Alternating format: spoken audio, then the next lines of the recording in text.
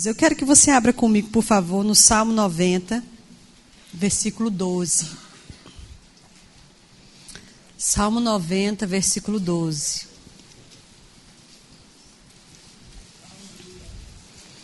Essa passagem é tão bonita, essa frase aqui é tão bonita que eu acho que a gente devia fazer um quadro e botar na nossa sala. Olha só o que ele diz, falando com o Senhor. Isso aqui é uma oração, né? Ele diz assim: ensina-nos a contar os nossos dias, de modo que alcancemos um coração sábio.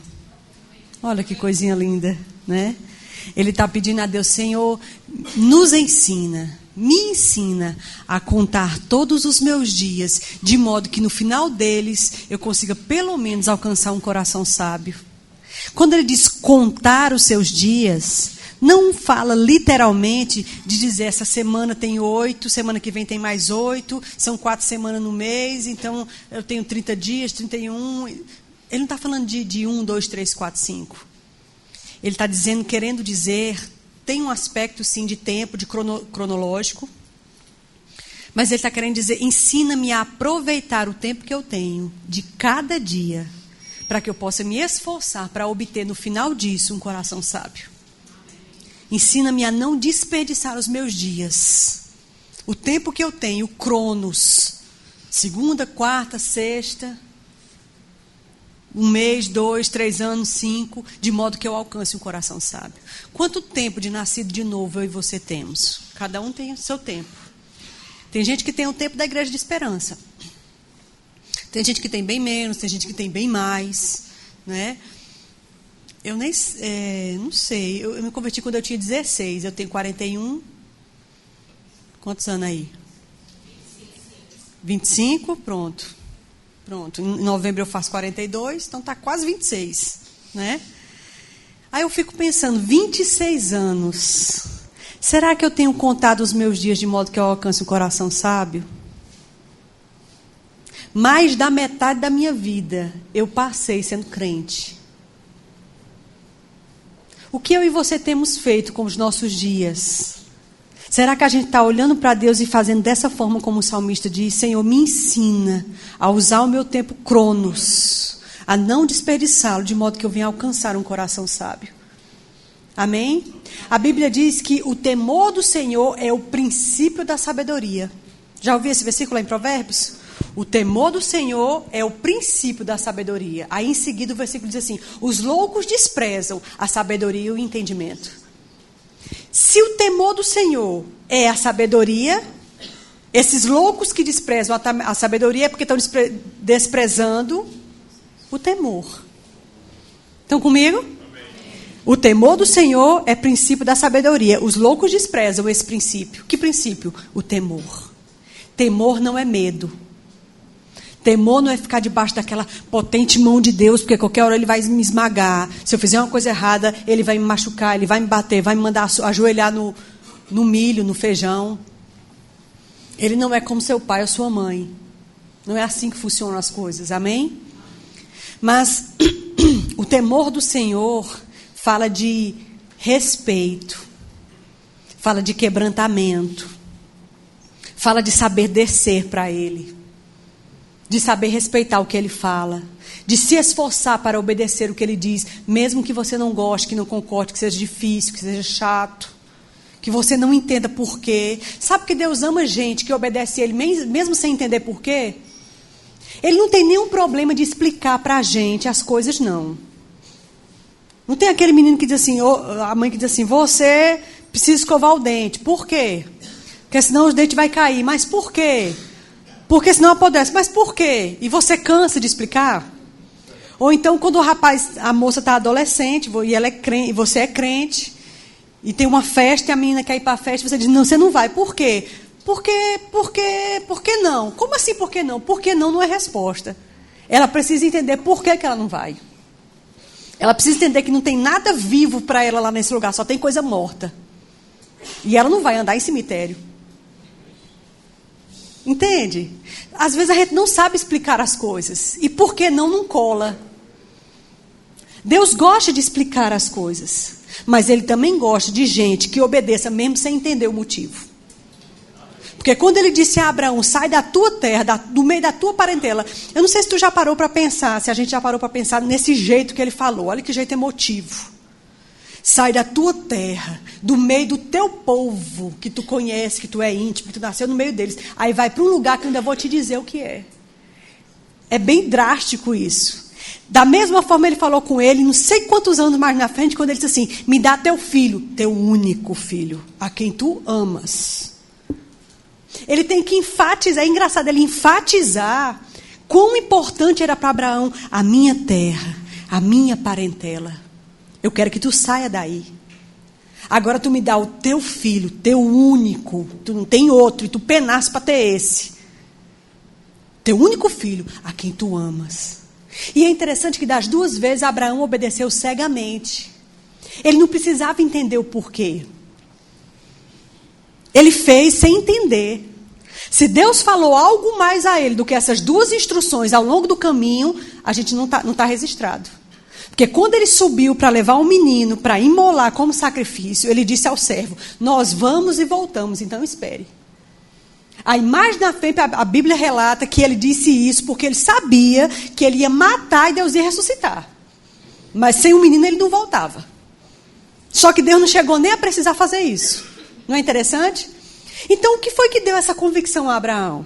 Porque lá no começo, quando Deus começou a tratar com ele começou a aprender a obedecer cegamente. Quando Deus disse para ele, sai da tua terra, da tua parentela, daquilo que te é familiar, daquilo que tu gosta, tu conhece todo mundo conhece você, é confortável para você aqui, sai desse lugar de conforto e vai para um canto que eu ainda vou te dizer. Amado, isso é um nível de obediência muito sério. Estão comigo? Você soltar tudo que é familiar para você, tudo que você conhece, o lugar onde você nasceu, e ir para um canto que Deus nem te disse onde é ainda. Você fica como um peregrino até que chegue no lugar que ele diga, pronto, é aqui. E depois que chega ali, você não conhece ninguém, você vai ter que refazer sua vida naquele lugar. E esse homem obedeceu. Para o nível do que Deus queria estabelecer com aquele homem, ele tinha que começar a obedecer de uma forma bem radical, desse jeito mesmo. Às vezes eu e você não sabemos aonde Deus vai te levar. Que tipo de planos específicos Deus tem com você.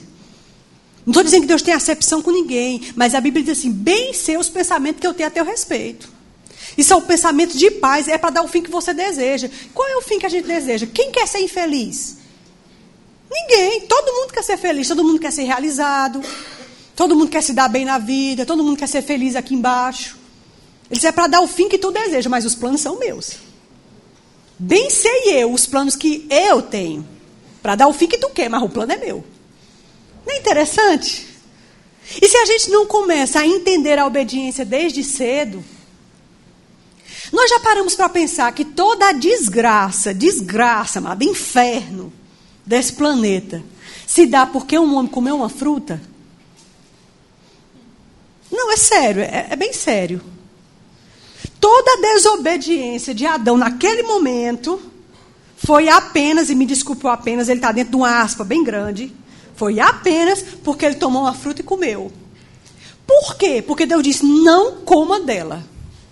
Tudo isso aqui é teu, não te nego nada, mas essa aqui, você não coma, não. Aí ele foi em cima daquela que Deus disse que não fizesse. Pronto. Todo o problema da gente hoje, você, na sua vida, na sua casa, no seu trabalho, na sua família, no seu ministério, na igreja, nas finanças, na saúde, todo o nosso problema, em qualquer uma dessas áreas, ele se inicia por causa de desobediência. Toda solução, em qualquer uma dessas áreas, ela começa por causa da obediência. Você entendeu? Todo problema em qualquer área da sua vida, ele começa por causa de desobediência. E toda solução, todo ajeitado, Deus desfazendo nós, ajeitando caminhos, abrindo portas, se dá por causa da obediência. São coisas opostas e ambas trazem um resultado bem específico de cada uma. Desobediência, desgraça. Obediência, renovo. Caminho restaurado, caminho consertado, caminho refeito. Me emociona essa música que foi cantada, porque ela diz assim, abre portas, opera milagres, Senhor, autor do caminho, a luz no final do túnel, na escuridão. Abre portas, opera milagres, autor do caminho, luz na escuridão. Amado, você já passou em densas trevas? Todos nós temos nossas experiências, né? Mas você já viveu densas trevas? E que dentro daquelas trevas, se Deus não abrir uma porta, ninguém pode fazer? Se a luz não brilhar para você, não tem o que fazer? Nós precisamos conhecer esse Deus como aquela pessoa que vai fazer o sol raiar na tua noite escura. Mas todas essas coisas que Deus pode fazer, Ele só vai fazer mediante a obediência. Obediência é negócio sério. Porque se foi a desobediência que trouxe essa desgraça toda, significa então que é a obediência que vai trazer a luz para o mundo. Se pela desobediência de um entrou o pecado, pela desobediência de um entrou o pecado, pela obediência de outro, então entrará a vida. Foi o que Jesus fez. Adão desobedeceu pela queda. Jesus obedeceu pela permanência no plano. Agora, na nossa vida é também do mesmo jeito. E todos os dias, amados, nós temos desafios de obediência. Todos os dias. Uns têm mais, outros têm menos, mas todo mundo tem. Eu e você precisamos saber obedecer. Saber obedecer. Quando é uma coisa que é confortável, que foi te pedido, aí é fácil fazer, amado. Qualquer ímpio faz. Qualquer pessoa morta espiritualmente obedece. Uma coisa fácil. Agora, quando é uma coisa difícil, quando vem aquela instrução no seu coração, é bem engraçado. Às vezes você recebeu uma oferta, recebeu R$200. Aí as mulheres talvez passou numa loja e viu um sapato. Quem gosta de sapato é um problema, né? Esse negócio de sapato. Aí você viu um sapato. Aí você recebeu uma oferta. E aí você fica pensando, eita, eu podia comprar isso aqui. Aí dentro do seu coração você recebe aquela liberação. Eu quero agradar você. Por isso eu te dei esse dinheiro. Vai lá e compra o sapato. Eita, como você obedece fácil. Essa instrução é muito boa de ser obedecida. Não é verdade? Aí a gente vai lá na loja, compra aquele sapato. Fica maravilhada e pensa, na conferência de mulheres, no sábado à noite eu vou estrear. E aí, quando a gente vai calçar, arruma uma roupa que combine e tal, aí vai calçar e olha, quando você está olhando no espelho, o Senhor diz, você tire ele, bota na mesma sacola que veio, porque hoje à noite você vai com outro sapato e esse aí você vai levar para dar para não sei quem. Uma pessoa que ainda vou te mostrar. Aí talvez essa orientação seja mais difícil de obedecer. E talvez a gente pense, hoje, mas eu ganhei os 200. Foi exatamente para comprar isso e agora Deus está querendo me tirar a bênção. Isso é Satanás. Longe de mim, Satanás. Não é interessante? Parece contraditório. Mas Abraão nem pensou isso quando ele subiu para dar o filho, o único filho a quem tu amas. Como assim Deus dá e Deus tira? Cuidado com esse negócio de Deus dá e Deus tira, irmão. Deus não é bipolar. Ele não tem uma disposição agora e depois dá um negócio na cabeça dele e agora ele já tem outro plano, outra coisa. Não. Ele é o mesmo e não muda. Os seus dons e as suas vocações são sem arrependimento. Se você e eu não quisermos fazer nada com o chamado que ele lhe deu, ele não vai pegar seu chamado e passar para outro, você morre com ele? Estão comigo? Mas às vezes ele quer uma obediência, você plantando um sapato de R$200, porque existe uma pessoa guardando um dinheiro que talvez antes de sair para aquele culto, o Senhor diz, pega esse dinheiro que você está guardando e põe na bolsa, porque tem uma pessoa que eu vou lhe mostrar quem é que você vai dar. E às vezes quando você vai com choro e ranger de dentes, você dá aquele sapato, aí Deus diz, pronto, agora você pega o dinheiro que você que estava guardando, os R$500, e dê, ó, é aquela moça ali. Pronto. Vocês estão comigo? Estou fazendo um exemplo bem raso, negócio de dinheiro, de sapato, coisa boba.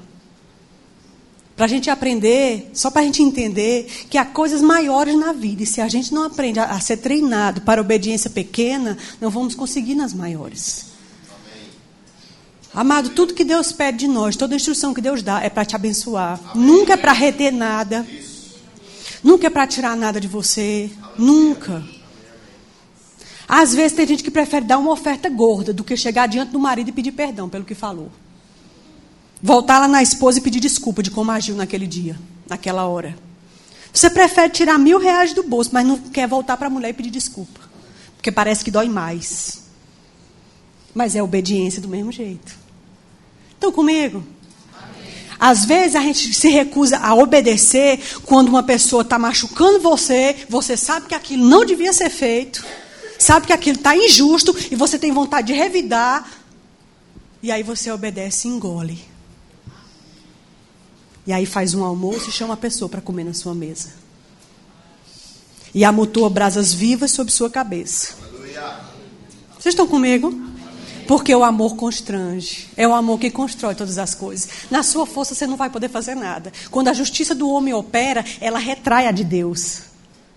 A gente tem que decidir. Ou você faz sua justiça ou Deus faz a dele. Para o ímpio. Não dá para ter os dois metendo a mão na mesma sacola. Tira a tua e deixa Deus resolver. Estão comigo? Amados, é muito importante. Se nós queremos ter mais 10 anos, mais 20, completar 50 anos se Jesus não voltar, dentro de esperança e dentro de qualquer lugar. Se a igreja quiser completar algum aniversário na terra, bem sucedido. Agora completar vivendo com batata na areia, qualquer um fica. Mas completar bem sucedido, salgando, iluminando, fazendo diferença, tem que ter obediência. Estão comigo? A obediência é a grande chave de todas as coisas. Porque se foi a desobediência que deixou esse mundo do jeito que está, você imagina então, se a desobediência teve essa força, que maior força não terá a da obediência? Amém. Aleluia. Se através da desobediência de Adão, o mundo ficou desse jeito, que maior força não tem a obediência, ou não teve a obediência de Cristo? Agora somos nós que validamos essa obediência que ele teve lá na cruz. Porque ele foi-se embora, irmãos. Ele foi-se embora. Ele mandou o seu Espírito para morar no meio da igreja. Para morar dentro da igreja. E dentro de cada indivíduo. Não é só na coletividade, não é dentro de cada um. Que é coisa demais. Mas se a gente não fazer valer o que ele fez, então a gente não está resolvendo a parada ainda. Estão comigo? Eu fico pensando em alguns exemplos que nós temos em toda a Bíblia. Em toda a Bíblia. Eu sei que você tem os seus preferidos. Não tem nenhum problema você ter 2, 3, 10 personagens preferidos na Bíblia toda. Ora, se a gente tem pregador preferido, não tem problema isso não. De jeito nenhum. O problema é a gente fechar os ouvidos para receber de outras pessoas. Porque o maduro sabe perceber Deus onde ele estiver se movendo. E ele ouve de uma jumenta. Ele consegue perceber, é Deus nessa jumenta. É Deus nesse novo convertido. Estão comigo? Isso não quer dizer que a gente vai abrir nosso ouvido para toda coisa que se ouve por aí. Só um minutinho. Mas eu estava pensando sobre José. E como é linda a história dele. Né? Todos nós conhecemos. É tão linda. Eu acho que às vezes a gente precisa começar a olhar para a Bíblia como um livro que relata histórias verídicas. E não histórias tão poéticas e tão lindas que só funcionou para aquela pessoa naquela época. Porque leva a gente, talvez, a nem acreditar que isso é possível nos nossos dias. É porque a Bíblia parou de ser escrita. Porque o que foi escrito até Apocalipse, Deus julgou suficiente para que toda a igreja, depois daquele período, se alimentasse do que foi escrito. Porque se a Bíblia tivesse continuando a ser escrita, tinha muita história na nossa época que estaria constando lá. A história de Kenneth Hagin estaria lá, a história de Pastor Bud estaria lá, a história de Smith Wigglesworth, de Catherine Kuhlman, estão comigo? De T.L. Osborne, de Daisy Osborne, tantos outros nomes, tantos outros avivalistas. William Seymour. Já ouviu falar do avivamento da Rua Azusa? Um homem negro, filho de ex-escravo, que tinha tido abolição há pouco tempo. Ele era filho desse pessoal. Sem estudo. Estava abrindo uma escola, eu volto já para José, porque o William Seymour era para estar na Bíblia. É porque a Bíblia parou de ser escrita. Mas você precisa e eu precisamos saber que há personagens, que inclusive pode ser eu e você, que poderia estar aqui. As coisas sobrenaturais de Deus, elas não pararam de acontecer, amado, na visão da ilha de Patmos, lá de João em Apocalipse, não. Pelo contrário, se a igreja inaugurou naquele nível de poder de Atos, como é que ela não deveria terminar? Isso significa que tem uma coisa muito errada acontecendo com a gente. Não é verdade? Porque se a igreja inaugurou naquele nível ali, como é que não era para a igreja terminar? Você acha que está perto de Jesus voltar? Eu penso que sim. Se naquela época eles advertiam, olha, a vinda do Senhor é próxima, a vinda do Senhor é próxima. Isso já faz mais de 2000 anos, que dirá agora. A madeira para a igreja está em outro nível. Mas graças a Deus que há sempre, em toda a época da história da igreja, pessoas que souberam passar desse nível raso, entenderam Deus como Ele é e viveram nesse lugar onde nunca devia ter saído. E o avivamento da Rua Azusa foi uma coisa dessas, um exemplo desses. Havia uma escola, se não me engano, na Califórnia, que um homem branco abriu, e a única finalidade deles, amados, era estudar a Bíblia para receber o batismo no Espírito Santo. Porque o batismo tinha se perdido na América. As pessoas não falavam mais em línguas. E eles sabiam pela Bíblia que esse negócio era para eles. Atos dos Apóstolos não acabou, mas eles não sabiam como conseguir. E ele abriu uma escola bíblica, um Rema Brasil, um Rema Califórnia, para ensinar como é que a gente recebe o batismo do Espírito Santo de novo. E o William foi tentar estudar nessa escola. Só que como ele era negro e a segregação racial era muito grande, disseram para ele que ele podia se matricular, pagou igual a todo mundo, mas tinha que assistir fora da sala de aula, sentado no corredor, porque não podia sentar junto com o povo branco. E ele tão humilde era que aceitou. Porque se fosse outra pessoa, teria rodado a baiana. Teria feito a maior confusão, que isso é uma palhaçada, como é que pode... Irmão, manso. Eu tenho tanta fome, ele pensava assim, eu tenho tanta fome de aprender esse negócio, nem que eu aprenda aqui, tá de cabeça para baixo. É para eu ficar de cabeça para baixo? Me diga como é que você quer que eu fique, eu só quero ouvir. Eu só quero receber, olha só, coisa linda. E ele ficava assistindo do corredor, porque não podia entrar na sala de aula. Ridículo, né? Mas ele ficava lá no corredor. Diz que quando terminou o tempo do curso, agora era a hora de receber a imposição de mãos para receber o batismo. E aí todo mundo foi para o professor impor as mãos, só que ele não podia ir, porque ele não podia entrar na sala. E ninguém negro podia impor as mãos sobre ele. Como não tinha nenhum professor negro, ele veio assistir os amigos dele receber o batismo e ele não. Olha que ridículo. Não é interessante? Só que ele se destacava tanto na santidade, no temor de Deus, na prudência, no pouco falar, porque no muito falar não faltam tolices. Me admira Tiago dizer que o homem perfeito é o que refreia a sua língua. Fiquei arrasada. Como é que o homem perfeito é o que refreia a sua língua? O homem perfeito é alguém que ressuscita o morto. O homem perfeito é alguém que passa horas em oração. Mas não, ele pegou tudo isso e disse, quem aprende a falar o que deve ser dito e calar o que deve ser calado, esse aí vai ficar perfeitinho. Interessante isso, amados. E Seymour começou a se destacar, até que uma igreja de outro estado convidou ele para fazer um seminário, vamos dizer assim, uma semana de pregações ou um final de semana. E ele foi, bem feliz e animado, só que ele não tinha muito dinheiro. Então ele tinha da passagem de ida, crendo que lá o pessoal ia hospedar, dar de comer e depois mandar ele para casa. Quando ele chegou lá que pregou a primeira vez sobre o batismo no Espírito Santo, ninguém gostou.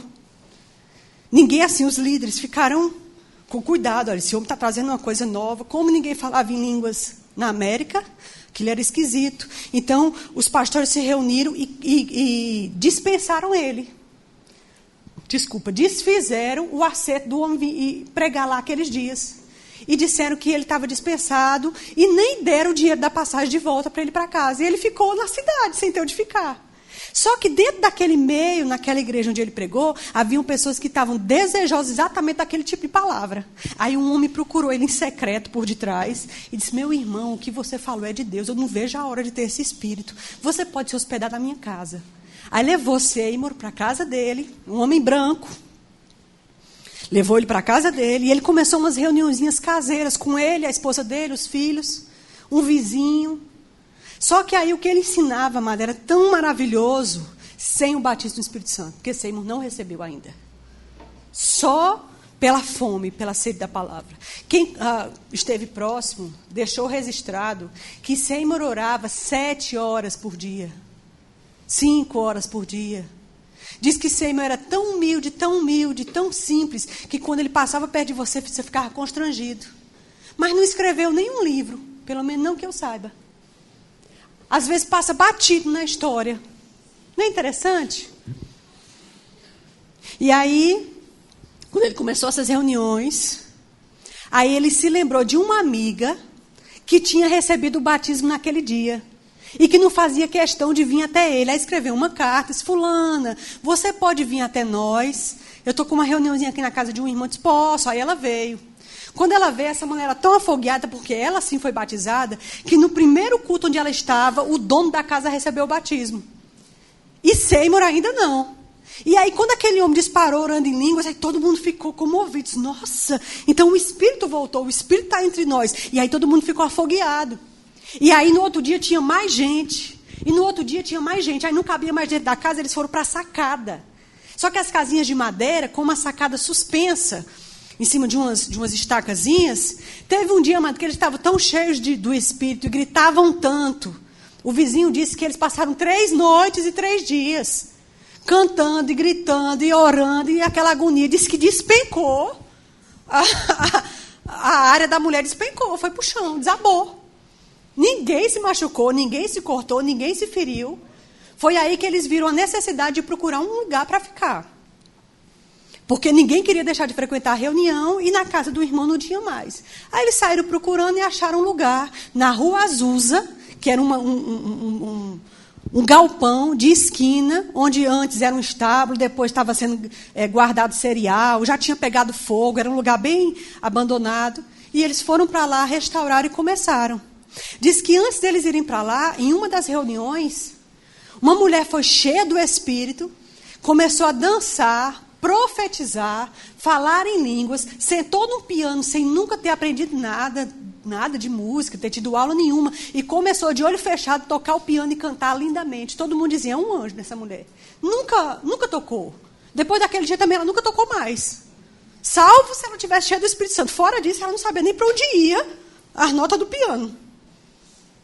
Interessante isso. Diz que as crianças ficavam cheias do Espírito Santo, começavam a dançar e rodar no meio da sala. Quando eles foram para a Rua Azusa, começou a encher. Chegou um nível, amado, que encheu tanto que haviam filas quilométricas. Quando uma reunião terminava, os ajudantes de Seymour pediam o povo para se levantar, porque tinha uma fila lá fora e não era justo deixar esse povo aqui, emendar um culto no outro quando tinha filas quilométricas lá fora. Aí pediu o pessoal, vamos sair para deixar os outros entrar. Eles saíam, aí o outro grupo entrava. Aí aquele grupo queria emendar um culto no outro. Ele disse, não, vamos sair porque já tem outro. E assim ia. Até 3 horas da manhã. Todos os dias. Não era nos domingos, amado, na escola dominical, não, era todo dia. E curas e milagres. Aí foi quando começaram a se levantar contra. E aí chamou a atenção, lógico, dos jornais, da imprensa.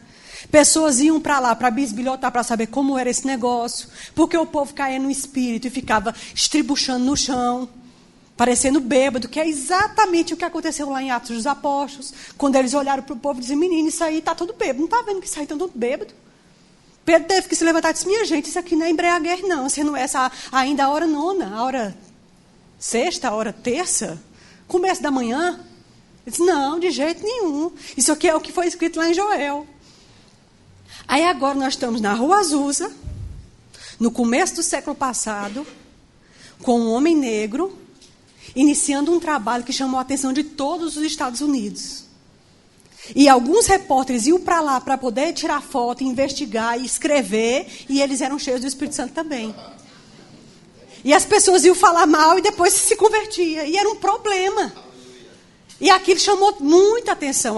Eu li alguns artigos que eles escreveram dizendo assim, que era um absurdo, temos um absurdo em nossa cidade. Porque senhoras distintas, eles dizem assim, vê-se na Rua Azusa, número tal, senhoras distintas e de boa educação, caídas no chão, ao lado de homens negros estribuchando no chão. Aí, em outro artigo, diz assim, as pessoas estão caindo como que embriagadas no chão e uivando como loucos. O que está acontecendo na Rua Azusa? Aí eu fico pensando, quantas vezes nós temos vivido isso também dentro das nossas igrejas? Eles só começaram querendo o batismo. Amado, quem já é batizado no Espírito Santo? Levanta a mão. A maioria nesse prédio, né? Graças a Deus. Eles começaram com uma coisa bem básica que eu e você temos. Batismo no Espírito Santo. Ora em línguas a hora que quiser, do jeito que quiser. É fácil, está dentro de você. É uma ferramenta, você pode usar ela a hora que quiser. Graças a Deus. Eles só começaram com batismo. Mas, amados, havia uma nota dentro do coração desse povo. Tinha uma coisa diferente com eles. O que tinha? Primeiro, não tinha um WhatsApp. Não tinha Facebook, não tinha celular, não tinha novela, não tinha seriado, não tinha as séries da TV por assinatura, não tinha Netflix. Um monte de concorrência lícita que nós temos hoje, concorrendo com a sua e a minha atenção. Eram pessoas que tinham uma vida para Deus. Elas não se vestiam pensando, quando eu chegar lá as pessoas vão ver minha roupa e vão achar que eu estou bem. Não, não, não, não. Elas iam para aquele lugar todas com a mesma intenção. Lá em Atos, mais de uma vez, diz que uníssono, quando todo o coração do povo era um. E não havia no meio deles quem tivesse falta alguma. Por quê? Porque o coração era um. Quando eles foram soltos, que se reuniram com o povo, levantaram a voz uníssonos. Essa questão de unidade, de todo mundo pensando do mesmo jeito, querendo a mesma coisa, com a mesma fome, com a mesma sede, sem desviar o pensamento para as cores lá de fora, sem ficar pensando no WhatsApp, ou para onde vai, que pizzaria vai depois do culto. Irmãos, a gente está muito longe. A gente está muito longe. Existem alguns princípios básicos que explicam por que a igreja não está provando essas coisas.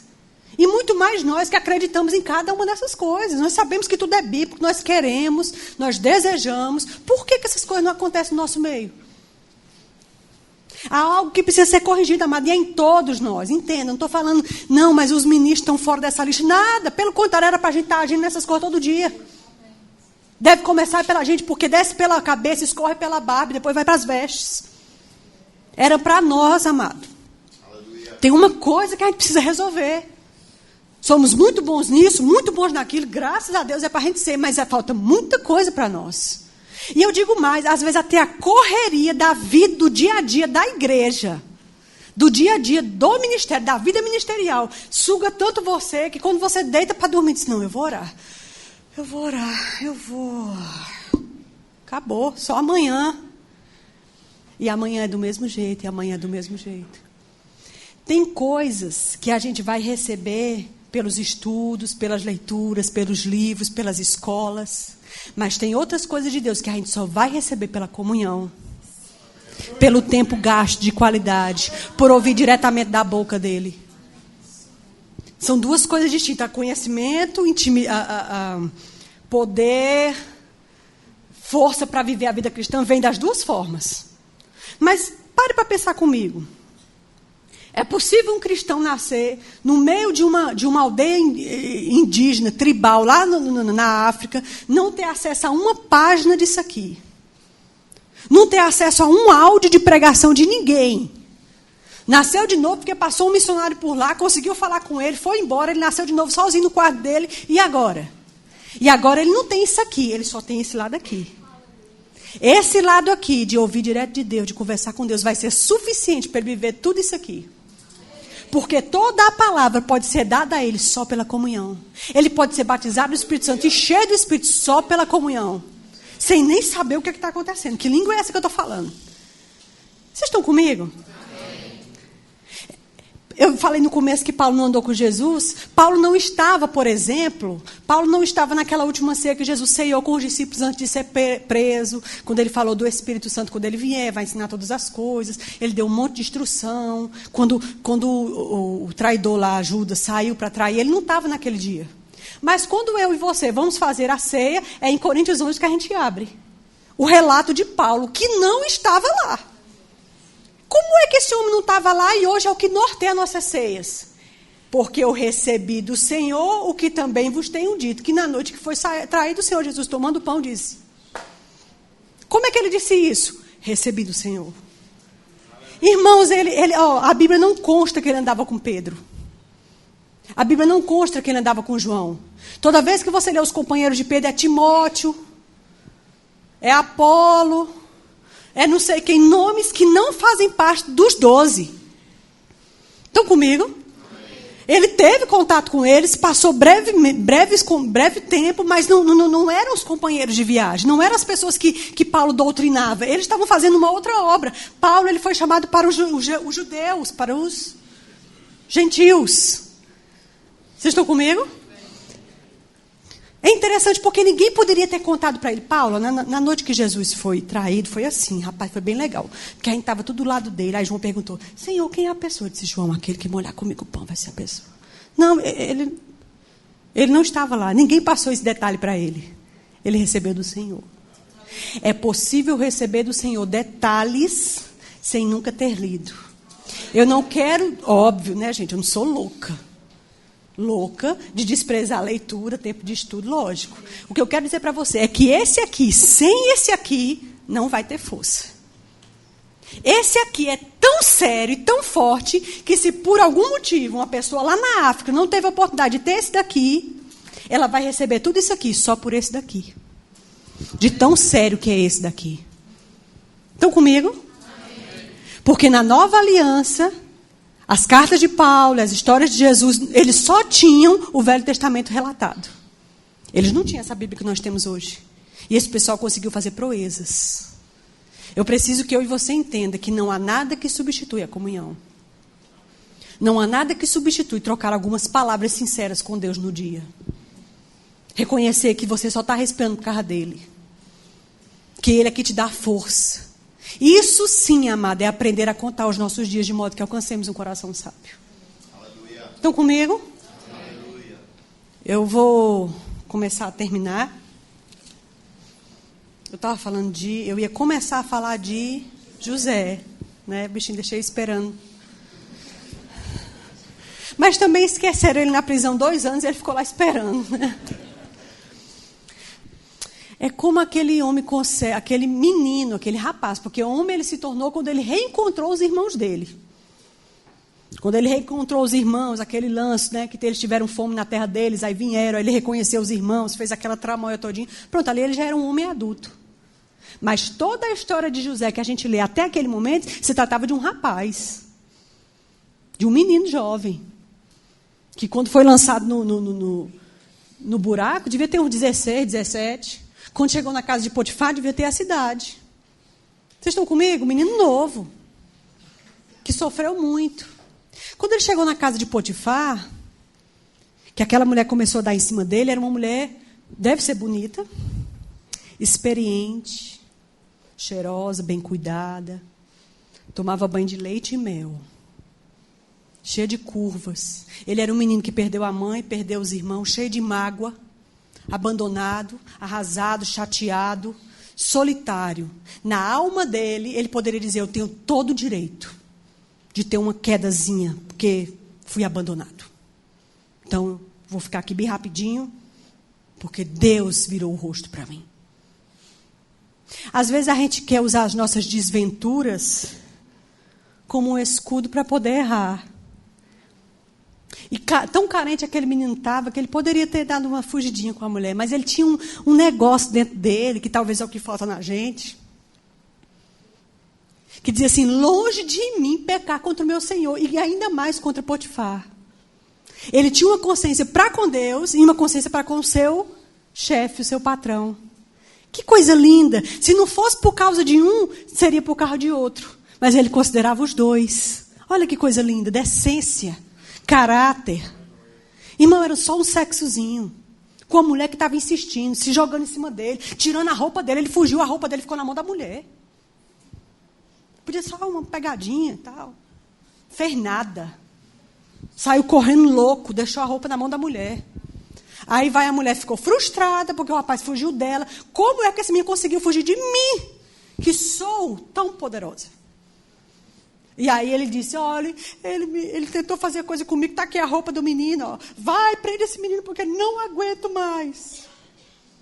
Aí o chefe dele, triste, chateado, pegou o menino e colocou na prisão. Aí, se fosse uma pessoa, amado, com um coração esquisito, teria tido outra oportunidade de chegar na prisão e dizer, olha aí o que é que eu ganhei por ter sido leal a Deus. Só dá nisso. Eu não sei por que eu fui me converter. Porque quando eu não era crente, aí eu podia mentir, passar cheque sem fundo, não declarar isso e aquilo, dar uma puxadinha por detrás do tapete. Agora me converti, não posso mais isso, mais aquilo outro. Aí, só fiz foi perder. Não sei para que eu sou crente. É a mesma coisa. É a mesma coisa que o povo do Egito, os hebreus, disseram lá no deserto. Para que tu trouxe a gente para esse deserto, Moisés? Porque lá no Egito a gente tinha cebola, tinha alho, tinha carne. Agora aqui a gente está sofrendo nesse deserto. Aí é. Mas quando estava lá, estava gemendo para sair. Quando estava lá, estava sofrendo, pedindo a Deus, clamando a Deus que te mandasse um libertador. Aí Deus manda o libertador só porque tudo não está saindo exatamente como a gente quer dar para trás. Não é à toa que a Bíblia diz que Deus não ama aqueles que retrocedem. Ama aqueles que temem ao Senhor, são como os montes de Sião, que não se abalam. Mas eles vão se manter lá. Mesmo que dê uma névoa e você não perceba mais os montes. Quando a névoa se dissipar, você vai ver que o monte está no mesmo canto. Do mesmo jeito. Estão comigo? É uma firmeza interna. É uma condição interior. Que ninguém pode mexer, ninguém pode abalar. Só você pode se desestruturar por dentro. Só eu e você podemos permitir que alguém abale suas colunas internas. Não está na mão de ninguém, só na sua. Se a gente deixar, tanto o diabo faz, como o ser humano faz, como a igreja faz, como os irmãos em Cristo fazem. Mas eu e você temos que nos manter firmes. Porque a nossa prestação de conta não é para A, B ou C, amada, é para Jesus. E dessa prestação ninguém vai escapar. Não vai ter, minha filha, como escapar dessa prestação. Ele vai dizer, o que é que você fez com o que eu te dei? Você fez o que com o que eu te dei? A gente fala de julgamento e pensa que é só para o mundo. Ai, quando Deus vier julgar o mundo, ai meu Deus, eu tenho pena. Sim, mas antes de fazer o deles, vai ter o nosso. Quando Jesus vier buscar a igreja, vai ter o nosso lá em cima. O grande trono branco. Nós precisamos lembrar que haverá uma prestação para nós. Amém? Quando esse rapaz chegou na cadeia, ele poderia ter dito, olha aí, não valeu a pena, podia ter ficado com aquela mulher, se eu tivesse ficado, ela não tinha mentido, eu estaria ainda reinando lá em cima, na casa de Potifar, teria uma mulher para de vez em quando dar uma divertida, e não teria vindo para esse lugar. Mas fui ser fiel a Deus, o que eu ganhei? Essa atitude esquisita na cabeça, sabe? Deus quer que a gente obedeça a Ele mesmo sem entender, mesmo sem parecer lógico, mesmo sem parecer que faz sentido. Mas o rapaz era tão bom e tinha uma índole tão boa, e tinha um coração tão guardado, que lá dentro da prisão ele não ousou falar contra Deus, mas foi fiel a Deus dentro da prisão. Tão fiel, que ele discerniu o sonho do padeiro e do copeiro, disse o que aconteceria a cada um, aconteceu exatamente como ele falou, e quando um deles foi livre da cadeia, ele disse, olha, te lembra de mim quando tu sair, que estiver diante de Faraó? Ele disse, não, está na hora, nem se preocupe. Passaram os 2 anos, o homem esqueceu dele. Mas eu acho tão interessante, amados, que dentro desses 2 anos, se Faraó teve algum sonho da parte de Deus, a Bíblia não relata. Mas depois de 2 anos, com aquele menino ali dentro, guardando o seu coração e acreditando, não, Deus tem um negócio comigo, não é possível que Deus tenha. Não, Deus tem uma coisa. Amando Deus e guardando-se a si mesmo, uma hora aquele homem teve um sonho. E sonho esse que nenhum dos seus sábios podia discernir. Nessa hora aí o Espírito lembrou, aquele homem era o copeiro ou era o padeiro? Vocês lembram? Era o copeiro? Quem morreu foi o padeiro ou foi o copeiro? Certo. Então era o copeiro, lógico. Aí o copeiro disse, olha, tem um rapazinho na prisão, eu não queria dizer não, mas vou dizer. O menino não é daqui não, ele veio da casa de Potifar, com a suspeita de tentar mexer com a mulher dele, mas ele revelou um sonho para mim e deu certo. Se o senhor quiser chamar, está com o senhor. Às vezes eu só preciso de uma voz. É interessante isso. Não fique temente de promover as pessoas. Uma coisa é a gente pegar alguém e tentar descer na goela das pessoas. Ninguém gosta disso. Outra coisa é a gente dizer, rapaz, se você quiser uma indicação sobre fulano, eu digo a você. Dá certo ali. Você entende? Que uma outra pessoa suba mais do que você. Que o holofote esteja em outra pessoa e não em você. Isso é muito bonito, isso é muito bíblico, isso é neotestamentário, isso é Cristo em nós. E aí ele lembrou, o rapazinho está lá, não sei o quê, pô, manda buscar. E aí eu me lembro dessa música. Ele abre portas, opera milagres, autor do caminho e luz na escuridão. 2 anos ali. Mas, de repente, alguém chegou para ele e disse, olha, você precisa se vestir rápido, tomar um banho, trocar de roupa, fazer a barba, porque o faraó quer ver você. E naquela hora aquele menino se ajeitou todinho e saiu daquela condição de prisioneiro para alguém que podia assistir diante de Faraó. Quando ele contou o sonho, o menino rapidamente soube discernir claramente que coisa deveria ser feita. O que era o sonho. Depois o Faraó pediu uma sugestão, ele deu a sugestão dele. A sugestão dele foi tão sábia que o Faraó disse: eu não vejo uma pessoa mais capaz de fazer essa sugestão do que você mesmo. Agora o que eu quero que você observe é que o que tirou José da cadeia para o trono foi o dom. Já parou para pensar? Não, já não foi Deus? É claro, lógico. Mas Deus usou o quê para tirar aquele menino, para convencer Faraó? Disse: rapaz, tu é bom mesmo. Foi o quê? O dom. É interessante porque o dom guinchou aquele menino daquele lugar de morte, onde ele ia morrer e apodrecer ali dentro, para a sala do trono. O dom você não pode criá-lo. O dom você não tem como manuseá-lo, você não pode usurpá-lo. Não tem como você forjar o dom. Ou ele existe ou ele não existe. Não há como imitar o dom. E o dom, ele é obviamente divino. Ele não é humano, não tem braço humano no dom. O dom é divino porque é Deus que dá, quando Ele quiser, manifesta da forma que Ele quer. Então, ou seja, ficou muito claro para aquele rapaz e para todo o trono de Faraó que havia uma nota especial naquele menino. E aquele menino foi guinchado ali por causa do dom. E ele sabe, eu só estou sendo tirado desse lugar porque eu tenho um dom de interpretação de sonho, porque eu não posso inventar isso aqui. Isso aqui só Deus pode fazer. Estão comigo? Mas ele obedeceu. Amados, a obediência vai te levar para um lugar de vitória. Seja paciente. A Bíblia diz que a perseverança precisa ter a sua medida completa. Deixe toda a medida da perseverança. Tenha paciência. Tem duas passagens que eu quero ler para a gente encerrar. Eu guardei elas aqui.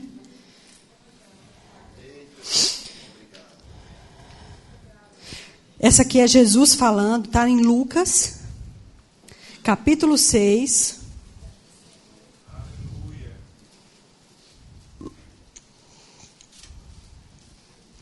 Lucas 6, 43. Jesus disse assim: não há árvore boa que dê um mau fruto, nem tampouco uma árvore má que dê um bom fruto. Porque cada árvore ela é reconhecida pelo seu próprio fruto. Porque não se pode colher figos de espinheiros, nem abrolhos se vidimam uvas. O homem bom, do bom tesouro do seu coração, ele tira o bem. E o homem mau, do mau tesouro, ele tira o mal. Porque a boca fala do que está cheio o coração. Vamos entender isso aqui. Isso aqui está falando, em suma, do que eu estou dizendo. De uma atitude correta, de uma atitude limpa, de um coração limpinho, que não gosta de fazer estardalhaço, que não gosta de comprar briga, um coração manso, que espera primeiro, que observa, que sabe calar.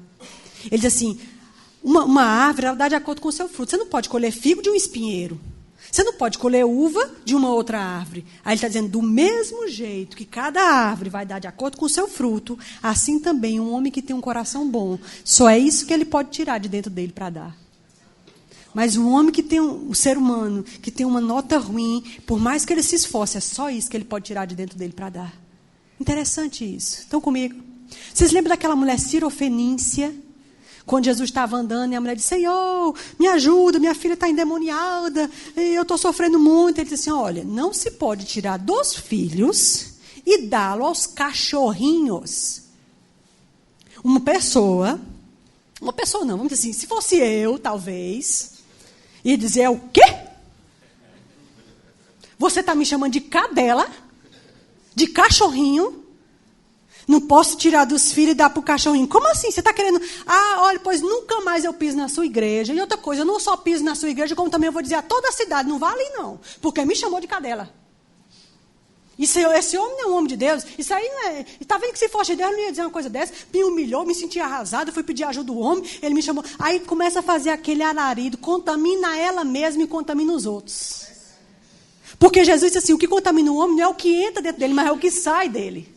Uma coisa, amada, é eu e você estarmos com cobras e lagartas aqui dentro sobre uma pessoa. Até esse momento, só você está contaminado contra aquele ser humano.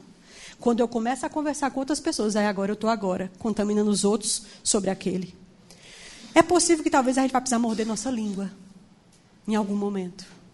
Porque as coisas mudam, os contextos mudam, o mundo dá muitas voltas. Você está hoje aqui, amanhã você pode estar lá. Estão comigo? Amém? Uma outra pessoa tinha rodado a baiana, esculhambada, mas a mulher não fez nada. Pelo contrário, ela diz assim, pois Senhor, até do que cai da mesa do dono, o cachorrinho come.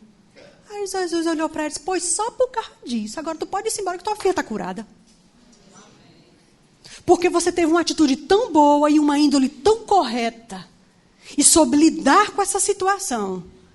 Agora a tua filha, não vou nem lá, nem vou impor as mãos, já está feito, pode voltar para casa. Isso na frente de todo mundo, amados. O que Jesus estava querendo dizer ali é só o seguinte, olha, eu tenho uma promessa a priori para cumprir aqui. Eu tenho um compromisso com os judeus. Judeu, da linhagem de Abraão, Isaac, Jacó e tal. Eu tenho um compromisso com eles. Eu vim para os filhos. Aí Jesus pegou e fez um teste com o Espírito. A Bíblia diz, provai os Espíritos para ver se procedem de Deus. Jesus fez um teste com aquela mulher. Não é justo eu tirar dos filhos para quem eu vim, para dá-los aos cachorrinhos. E aí o jeito que a mulher reagiu, trouxe para ela a bênção dela. A forma como eu e você reagimos diante da adversidade é que vai mostrar que tipo de bênção vai vir para você. Se ela tivesse rodado a baiana, esculhambada, ela tinha voltado para trás, sem nada, amaldiçoada, chateada, cheia de mágoa, cheia de problema para resolver, e a filha dela tinha morrido endemoniada. Estão comigo? Atitude. É isso aqui. O homem bom do seu bom tesouro, ele só pode tirar o que é bom, mas o homem mau até se esforça. Mas no final das contas, o que ele vai tirar é o que não presta. Estão comigo? Eu lembro também quando Jesus encontrou a mulher samaritana. Prostituta, teve 5 maridos, o que ela tem ainda não é dela. Conhecida na cidade, rodada. Quando Jesus discerniu a vida dela, ela poderia ter feito qualquer coisa. Mas ela perguntou assim, Senhor, vocês adoram aqui, a gente adora ali. Ou seja, ela estava querendo saber onde é que eu devo adorar. Me diga aí, porque meu propósito é adorar a Deus. Com tanta coisa para perguntar a um profeta, a mulher se preocupar em perguntar onde é que é o lugar certo que Deus quer ser adorado. Aí Jesus pegou e honrou aquela mulher. Vocês estão comigo? Ela poderia ter dito, como é? Você está querendo dizer que eu tenho 5 homens, tive 5 homens e esse que eu tenho não é meu? Você vai me humilhar só porque você é judeu, porque o judeu não se dá com o samaritano? Pode ir embora que eu não quero nada com você. Oh, calma. Precipitação em palavras vai fazer perder a benção. Tudo é uma questão de ótica. Uma pessoa olha para um negócio desse e se sente machucada, afetada. Às vezes é porque a gente vê a vida pelos óculos de nós mesmos. Quando eu e você somos pessoas que fomos muito machucadas por muita situação, a gente tem uma autodefesa muito rápida. E essa autodefesa muito rápida pode fazer a gente perder muita coisa. Mansidão, domínio próprio, tranquilidade. Sabe, Deus abrindo portas, operando milagres. Ele é o autor, aquele que escreve o caminho. Dono do caminho, aquele que projeta, autor do caminho e luz na escuridão. Choro pode durar uma noite, mas pela manhã vai vir a alegria. Na tua luz, Senhor, nós veremos a luz. É em você que tudo vai ficar claro. A vereda do justo é como a luz da aurora, vai brilhando mais e mais até que seja dia perfeito. Você vai entender tudo, vai perceber tudo, pelo menos respeita você. A Bíblia diz que o homem espiritual discerne bem todas as coisas, mas de ninguém é discernido. Você precisa entender a estação de Deus para a sua vida. O que está acontecendo nesse momento? O que Deus quer de mim agora, mas o que Ele quer daqui a 5 anos? O que eu estou fazendo hoje para cooperar para o plano que Ele tem comigo para os próximos 5 anos? Se Ele tinha um plano X quando eu nasci de novo, há 10 anos, há 26 anos, isso não aconteceu, o que foi que eu fiz para atropelar o negócio?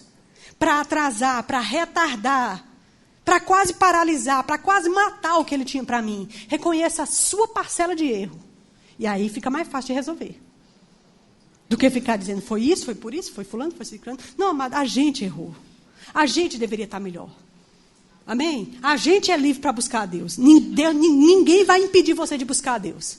Você pode ser proibido de vir para a igreja por um marido ruim, por um marido ímpio. Por um pai e uma mãe que ainda é ímpio, nasceu de novo e proíbe você de vir para a igreja. Mas ninguém pode proibir você de se alimentar por dentro. Mesmo que você não possa chegar perto de uma Bíblia. Ninguém pode impedir você de amar a Deus por dentro, de fazer seu culto interior. Ninguém pode. Estão comigo? Amém. Fica de pé. Aleluia.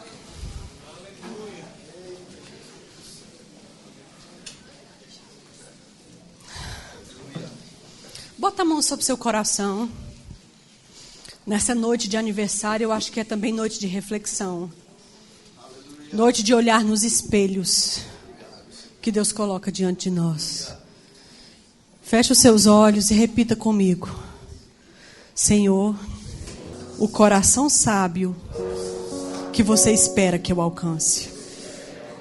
Senhor, ensina-me a utilizar bem os dias que você me dá para alcançar esse coração. Eu sei que há tantos planos que você tem para mim que não se cumpriram ainda, porque eu não te ajudei, porque eu não cooperei, porque não fui fiel na minha parte.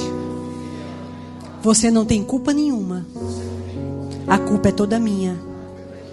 Não só do diabo, nem só da carne, mas das minhas decisões, do meu poder de escolha. Mas, Senhor, neste dia de aniversário, em que um ciclo se encerra, eu quero me colocar diante de você, com sincero coração. E eu quero te dizer, eu quero acertar. Eu quero ter um bom coração. Quero frutificar coisas boas. Me ensina, me inspira, me mostra, me corrige. Levante suas placas. Não me deixe errar. Eu quero saber.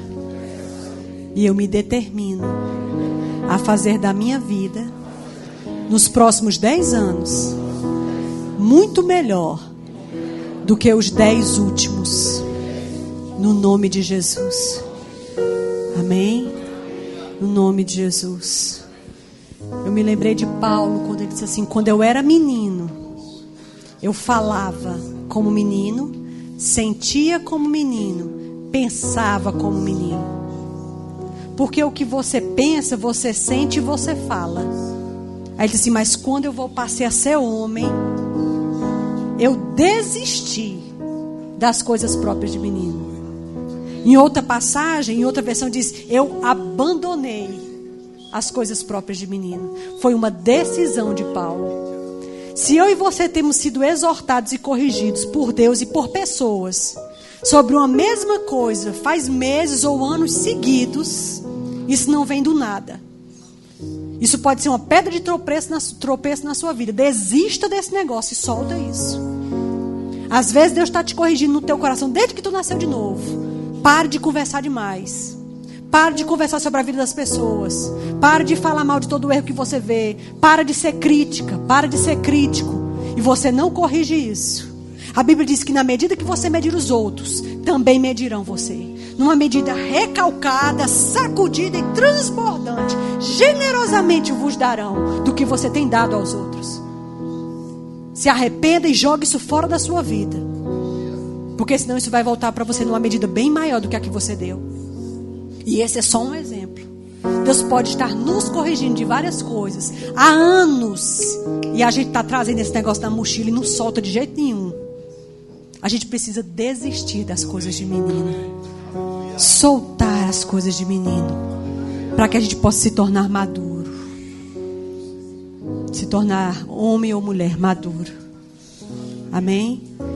Ensina-nos a contar os nossos dias de modo que alcancemos um coração sábio.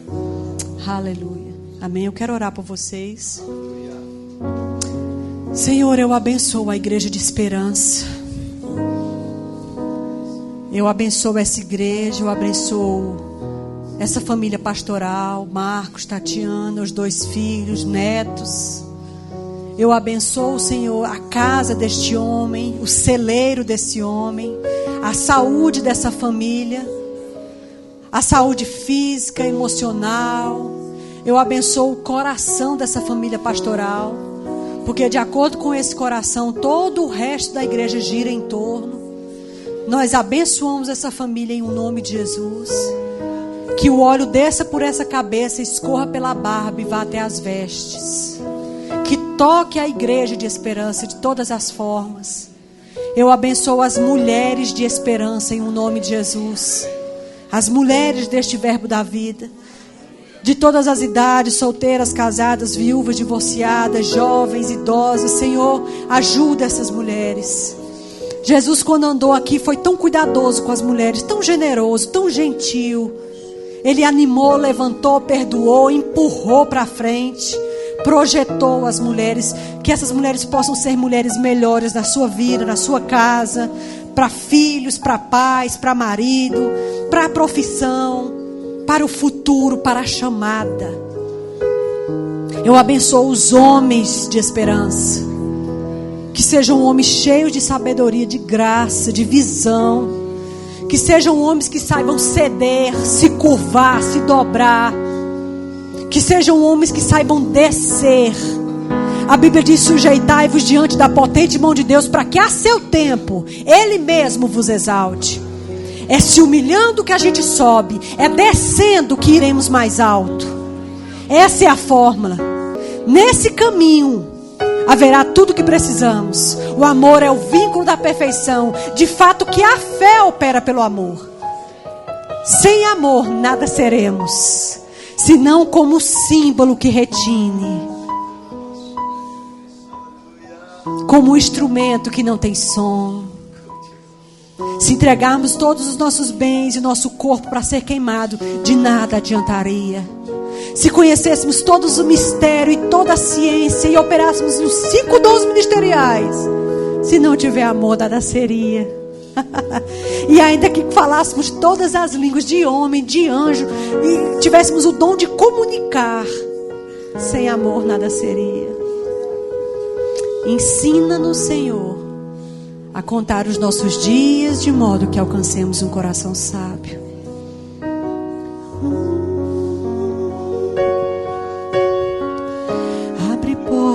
Opera milagres, autor do caminho, luz na escuridão. Meu Deus, este é quem tu és. Pensa sobre o que tu está cantando agora.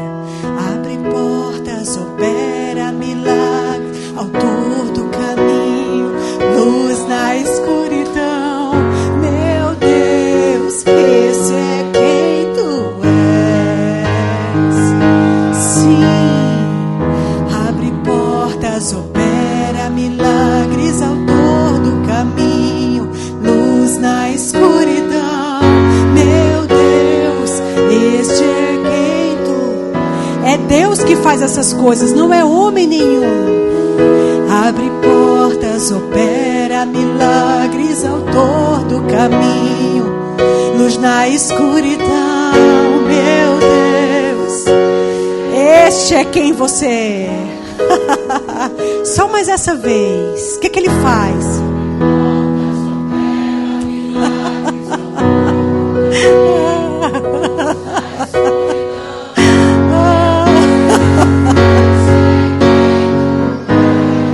Canta de novo. Canta para você ouvir isso.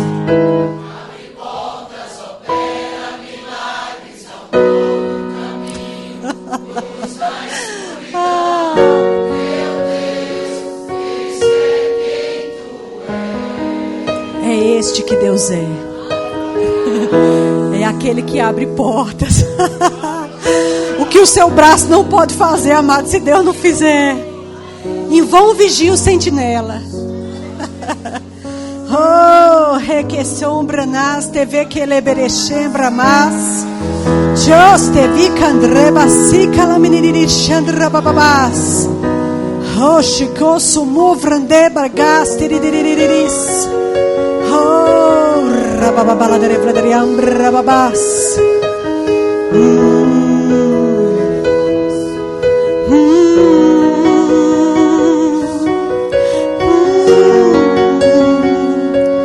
Coração. Uma coisa nova eu tenho para fazer. É uma coisa nova.